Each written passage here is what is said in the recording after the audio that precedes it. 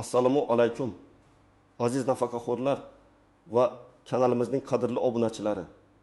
Bugun siz bilan juda muhim, shoshilinch xabar bilan bo'lishmoqchiman. Bu ma'lumot har bir nafaqaxo'r uchun o'ta muhim ahamiyatga ega bo'lib, to'g'ridan-to'g'ri sizning moddiy ahvolingizga, oladigan nafaqangiz hajmini oshirishga yoki qo'shimcha imtiyozlarga erishishingizga ta'sir qilishi mumkin. Agar siz shu daqiqagacha ushbu yangilikdan bexabar bo'lgan bo'lsangiz, demak bu video aynan siz uchun. Diqqat bilan tinglang, chunki bugun aytiladigan har bir so'z sizga foyda keltirishi mumkin. Videoni boshlashdan oldin iltimos kanalimizga obuna bo'lishni va ushbu videoga like bosishni unutmang. Bu bizga siz uchun yanada ko'proq foydali ma'lumotlar tayyorlashga yordam beradi va boshqa nafaqaxo'rlar ham bu muhim xabarni ko'rishga imkon yaratadi. Muammoning mohiyati nimada? Avvallari nafaqalar asosan belgilangan qoidalar staj va maoshga muvofiq muntazam ravishda hisoblab kelinardi. Ko'pchilik nafaqaxo'rlar o'z pensiya miqdorlari qonun bilan belgilangan va unga ta'sir qilish imkoniyati deyarli yo'q deb hisoblashadi. Bu qisman to'g'ri edi. Biroq so'nggi paytlarda pensiya ta'minoti tizimida, ayniqsa ijtimoiy qo'llab-quvvatlash mexanizmlarida jiddiy o'zgarishlar yuz berdi. Hukumat nafaqaxo'rlarning turmush darajasini yaxshilash, ularni ijtimoiy himoya qilish maqsadida bir qator yangi qonun hujjatlari va qarorlar qabul qildi. Bu o'zgarishlar ba'zi hollarda nafaqalarni qayta hisoblash imkoniyatini yaratdi. Ba'zi hollarda esa nafaqaxo'rlar uchun mutlaqo yangi qo'shimcha ijtimoiy to'lovlar yoki imtiyozlar joriy etdi. Afsuski bu yangiliklar har doim ham barcha nafaqaxo'rlarga to'liq va tushunarli tarzda yetib bormayapti. Ko'pchilik o'z oldingi ma'lumotlarga suyanib, hech qanday o'zgarish yo'q deb o'ylaydi va shuning uchun ham bu yangi imkoniyatlardan bexabar qolmoqda. Ba'zilar yangiliklardan xabardor bo'lsa-da, ularning kimga tegishli ekanligi, qanday harakat qilish kerakligi haqida aniq tushunchaga ega emas. Eng yomoni shuki, bu ma'lumotlarning yetishmasligi tufayli juda ko'plab nafaqaxo'rlar ularga tegishli bo'lgan qo'shimcha mablag'lardan yoki imtiyozlardan foydalana olmayapti. Bu aslida sizning cho'ntagingizdan chiqib ketayotgan pullar hisoblanadi. Shuning uchun bugun biz aynan shu yangiliklarni chuqur tahlil qilib, sizga qanday qilib bu imkoniyatlardan foydalanish yo'llarini aniq ko'rsatib beramiz. Asosiy qism nimalarni bilish kerak, kimlar ehtiyot bo'lishi kerak va kimlar tashvishlanmasligi mumkin. Keling, yangi o'zgarishlarning mohiyatini batafsil tushunib olaylik. Hukumat tomonidan qabul qilingan so'nggi qarorlarga ko'ra nafaqalarni qayta hisoblashning yangi mexanizmi va bir nechta ijtimoiy qo'llab-quvvatlash dasturlari joriy etildi. Bu o'zgarishlarning asosiy maqsadi nafaqaxo'rlarning turmush sharoitini yaxshilash, inflyatsiyaning ta'sirini yumshatish va ijtimoiy himoyaga muhtoj qatlamlarni qo'llab-quvvatlashdir. Birinchi va eng muhim o'zgarish bu pensiyalarni hisoblashdagi yangi koeffitsiyentlar va ish staji uchun beriladigan bonuslarning ko'paytirilganligi. Ilgari ish staji uchun ma'lum 1% da ustama berilar edi. Endilikda agar siz ma'lum bir sektorlar, masalan, ta'lim, sog'liqni saqlash, ishlab chiqarishning muhim tarmoqlari uzoq muddat, masalan, 30 yildan oshirgan bo'lsangiz, sizning pensiyangizga qo'shimcha bonuslar qo'shiladi. Bu bonuslar nafaqat stajning umumiy muddatiga, balki ish stajining sifatiga va qaysi sohada ishlaganingizga ham bog'liq bo'lishi mumkin. Bu albatta ko'p yillar davomida fidokorona mehnat qilgan insonlar uchun davlatning minnatdorchiligidir. Ikkinchi o'zgarish bu ba'zi toifadagi nafaqaxo'rlar uchun qo'shimcha ijtimoiy to'lovlar va moddiy yordam joriy etilganligi. Bu to'lovlar avtomatik tarzda belgilanmaydi, balki murojaat asosida ko'rib chiqiladi. Kimlar bunga murojaat qilishi mumkin? Yolg'iz yashovchi, ya'ni oila a'zolari bilan yashamaydigan va o'ziga qaraydigan qarindoshlari bo'lmagan nafaqaxo'rlar. 2. Ma'lum bir yoshdan oshgan, masalan, taqvim yoshdan oshgan nafaqaxo'rlar. Nogironligi bo'lgan oila a'zosiga, masalan, nogiron farzandiga qarayotgan nafaqaxo'rlar. Surunkali yoki og'ir kasalliklarga chalingan, doimiy parvarishga muhtoj nafaqaxo'rlar. 5. Kam ta'minlangan oilalarda yashayotgan nafaqaxo'rlar. Bu ro'yxat to'liq emas. Har bir hududda va har bir holatda o'ziga xos mezonlar bo'lishi mumkin. Endi kimlar tashvishlanmasligi mumkin va kimlar aksincha shu daqiqada harakat qilish kerakligini aniqlashtirib olaylik. Tashvishlanmasligi mumkin bo'lganlar. Tashvishlanmasligi mumkin bo'lganlar, agar sizning nafaqangiz yaqinda, ya'ni siz barcha yangi mezonlarga mos kelishingizni aniq bilsangiz, ehtimol siz allaqachon bu o'zgarishlardan foydalanayotgandirsiz. Ammo shunda ham bir marta tekshirib qo'yish ortiqchalik qilmaydi. Agar sizning holatingiz yangi qoidalar doirasiga mutlaq kirmasa, masalan, sizda ish staji juda kam bo'lsa va siz yuqorida sanalgan ijtimoiy himoyaga muhtoj guruhlarga kirmasangiz, unda sizning pensiyangiz sezilarli darajada o'zgarishi dargumon. Lekin shuni unutmangki, har bir holat individualdir va umumiy tavsiyalarga to'liq ishonib o'tirish noto'g'ri bo'lishi mumkin. Kimlar esa shu daqiqada harakat qilish kerak? Agar siz uzoq muddatli ish stajiga ega bo'lsangiz, masalan 30 yildan ortiq ta'lim, sog'liqni saqlash, qishloq xo'jaligi yoki og'ir sanoat kabi ijtimoiy ahamiyatga ega sohalarda ishlagan bo'lsangiz, yolg'iz yashovchi nafaqaxo'r bo'lsangiz, taqin yoshdan oshgan bo'lsangiz, nogironligi bo'lgan oila a'zosiga qarayotgan bo'lsangiz, kam ta'minlangan oila a'zosi bo'lsangiz yoki oddiygina pensiyangizni qayta hisoblash imkoniyatini tekshirishni istasangiz, unda siz darhol harakat qilishingiz shart. Keling, endi konkret hayotiy misollarga o'taylik. Chunki quruq gapdan ko'ra aniq misollar yaxshi tushuniladi. Birinchi misol Malika opa. Malika opa 65 yoshda 38 yil davomida maktabda o'qituvchi bo'lib ishlagan. Uning oylik pensiyasi eski qoidalar bo'yicha 1 million so'm edi. Yangi qonunchilikka ko'ra ta'lim sohasida uzoq muddatli stajga ega bo'lganlar uchun qo'shimcha bonuslar joriy etildi. Malika opa bu haqida eshitib, pensiya jamg'armasiga murojaat qildi. Ma'lum bo'lishicha, uning staji uchun yangi koeffitsient qo'llanilgach va qo'shimcha pedagogik staj bonusi hisoblangach, uning pensiyasi 2 ming so'mga ko'tarildi. Bu oyga 400 ming so'mlik qo'shimcha mablag' degani. U agar o'z vaqtida murojaat qilmaganida bu imkoniyatdan bexabar qolishi mumkin edi. Bu bonus nafaqat uning stajiga, balki o'qituvchilik kasbining ijtimoiy ahamiyatiga ham bog'liq edi. Oldin bu kabi qo'shimcha ustamalar mavjud emas edi yoki miqdori kamroq edi. Hozirda davlat aynan shu kabi soha vakillarini qo'llab-quvvatlashga katta e'tibor qaratmoqda. Ikkinchi misol Hamid aka.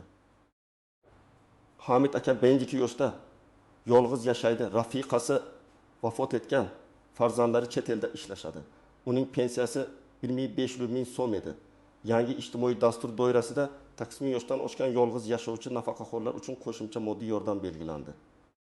Hamid aka mahalladagi faollardan eshitib, davlat xizmatlari markaziga bordi. Unga nafaqasiga qo'shimcha ravishda har oy 3,5 ming so'm miqdorida yolg'iz qariyalarni qo'llab-quvvatlash to'lovi tayinlandi. Bu pul unga dori-darmonlari va kundalik xarajatlari uchun juda katta yordam bo'ldi. Avvallari yolg'iz yashovchi qariyalar uchun bunday turdagi aniq belgilangan doimiy qo'shimcha to'lov mexanizmi juda kam uchrar edi. Asosan bir martalik yordamlar berilardi. Hozir esa bu tizimlashtirilgan va muntazam to'lovga aylangan. Uchinchi misol Guli opa. Guli opa 60 yoshda. O'zi ham birinchi guruh nogironi, ayni paytda o'zining 3 yoshli ikkinchi guruh nogironligi bo'lgan o'g'liga qaraydi. Uning nogironlik pensiyasi 1,2 ming so'm edi.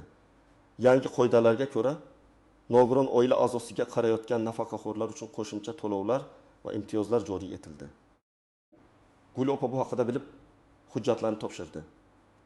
Natijada uning o'g'liga qaraganligi uchun nafaqasiga qo'shimcha 2,5 ming so'm miqdorida parvarish uchun kompensatsiya qo'shildi. Bu uning va o'g'lining og'ir ahvolini biroz yengillashtirishga xizmat qildi. Eski qoidalarda bu kabi ikki tomonlama nogironlik holatida parvarish uchun alohida muntazam kompensatsiya berilishi ko'zda tutilmagan edi yoki miqdori hozirgidan ancha past bo'lishi mumkin edi.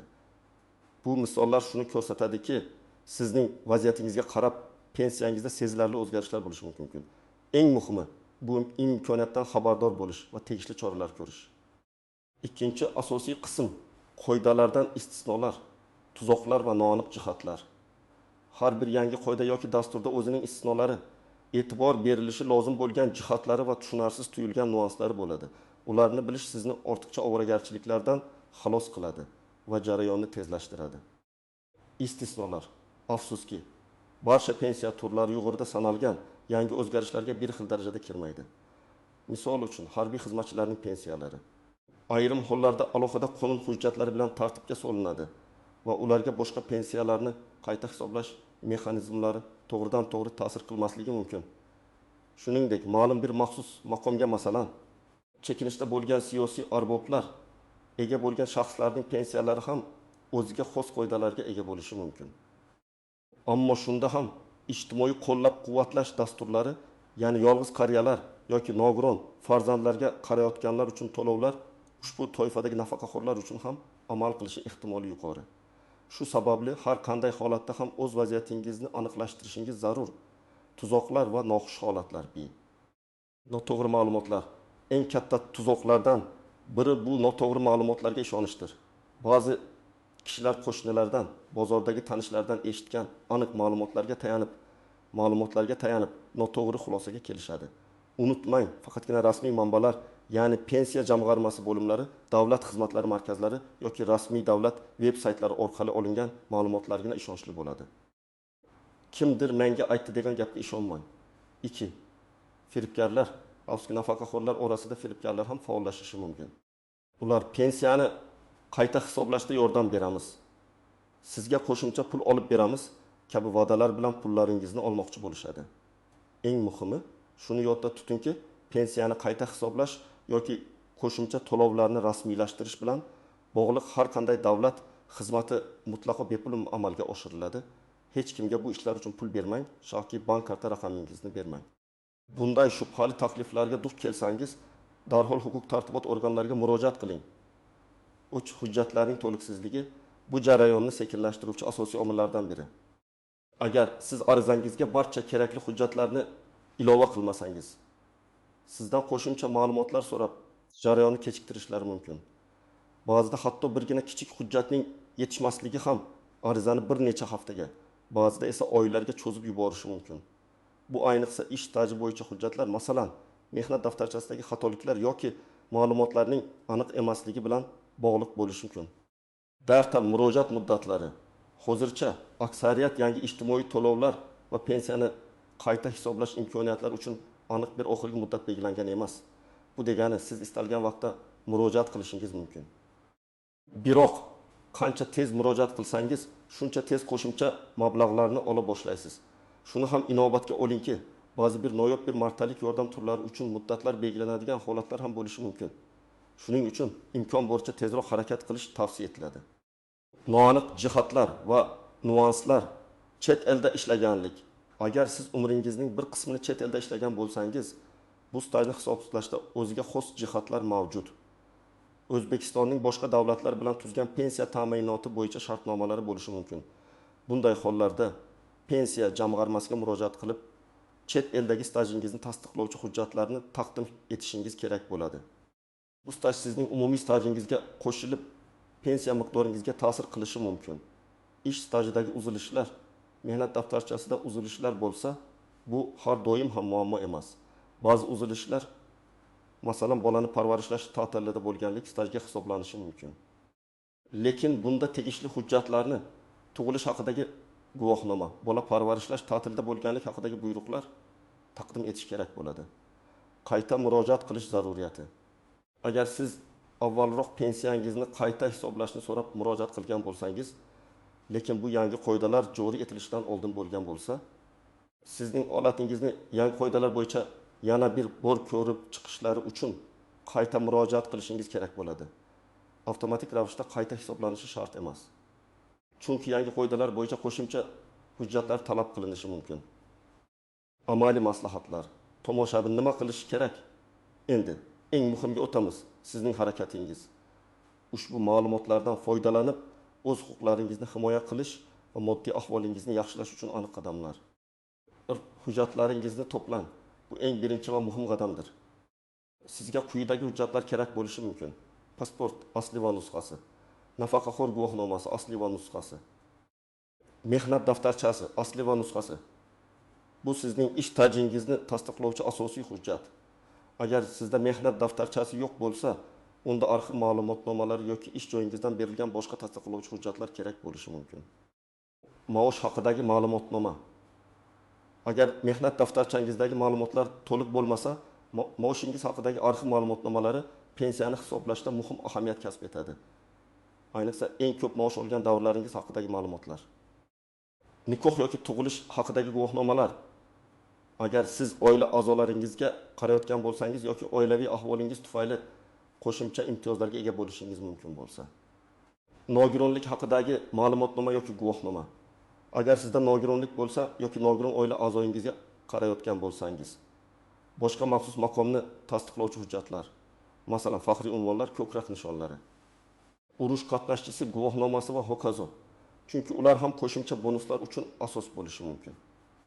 Chet elda ishlagan bo'lsangiz, bu haqda tasdiqlovchi hujjatlar, masalan, chet eldagi ish beruvchidan ma'lumotnomalar, ish haqi to'g'risidagi hujjatlar, sug'urta to'lovlari haqidagi kvitansiyalar.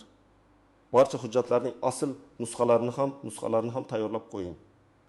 Ba'zi joylarda aslini ko'rib, nusxasini olib qolishlari mumkin. Qayerga murojaat qilish kerak?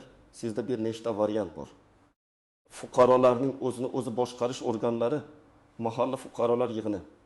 Agar siz ijtimoiy himoyaga muhtoj guruhga kirsangiz, yolg'iz qariya, kam ta'minlangan va hokazo, birinchi navbatda mahallangizga murojaat qiling.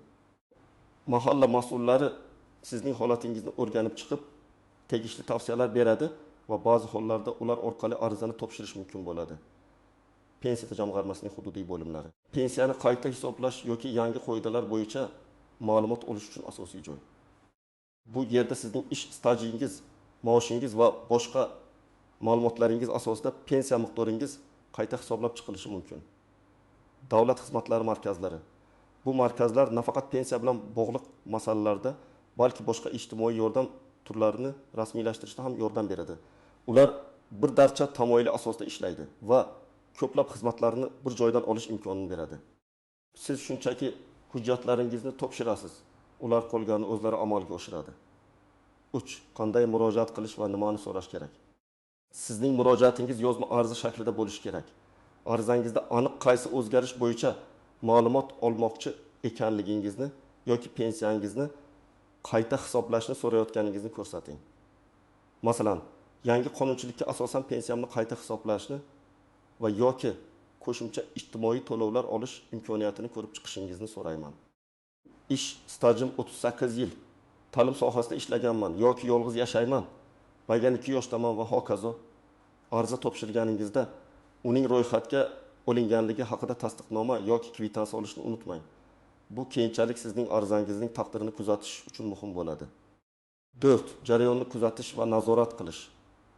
Arizangizni topshirganingizdan so'ng uning ko'rib chiqilish muddatini so'rab oling. Agar belgilangan muddatda javob olmasangiz, qo'ng'iroq qiling yoki qayta murojaat qiling. Davlat xizmatlari markazlari orqali murojaat qilgan bo'lsangiz, ular sizga arizaning holatini onlayn kuzatish imkoniyatini berishi mumkin. Eng muhim maslahat, hech kimga pul to'lamang. Pensiya jamg'armasi yoki davlat xizmatlari markazlari orqali murojaat qilish va ma'lumot olish mutlaqo bepul. Agar sizga kimdir bu xizmatlar uchun pul so'rasa, u firibgardir. Darhol tegishli idoralarga xabar bering. Xulosa va yakuniy chaqiruv. Bugun biz nafaqaxo'rlar uchun juda muhim yangiliklarni ko'rib chiqdik. Esingizda bo'lsin, davlat nafaqaxo'rlarni qo'llab-quvvatlash uchun doimiy ravishda yangi mexanizmlarni joriy etmoqda. Sizning vazifangiz bu imkoniyatlardan xabardor bo'lish va ulardan foydalanish. Bu ma'lumot har bir nafaqaxo'r uchun o'ta muhim ahamiyatga ega. Chunki u sizning pensiyangiz miqdoriga va ijtimoiy himoyangizga bevosita ta'sir qiladi. Shuning uchun aziz tomoshabinlar, o'zingizning holatingizni diqqat bilan o'rganib chiqing. Agar yuqorida sanab o'tilgan mezonlardan birortasiga mos kelsangiz, darhol harakat qiling. Kechiktirish bu sizning cho'ntagingizdagi pullardan voz kechish deganidir. Umid qilamanki, bugungi video siz uchun juda foydali bo'ldi. Sizning tajribangiz, savollaringiz yoki bu boradagi fikrlaringizni izohlarda kutib qolamiz. Balki sizning tajribangiz boshqa nafaqaxo'rlarga ham juda foydali bo'lishi mumkin. Ushbu videoni o'zingizning oila a'zolaringizga, do'stlaringizga va boshqa tanish nafaqaxo'rlarga ham yuboring, toki ular ham bu muhim ma'lumotdan bexabar qolmasinlar. Kanalimizga obuna bo'lishni va ushbu videoga like bosishni unutmang. Bizning kanalimizda sizni kelajakda ham shu kabi foydali va shoshilinch xabarlar kutmoqda.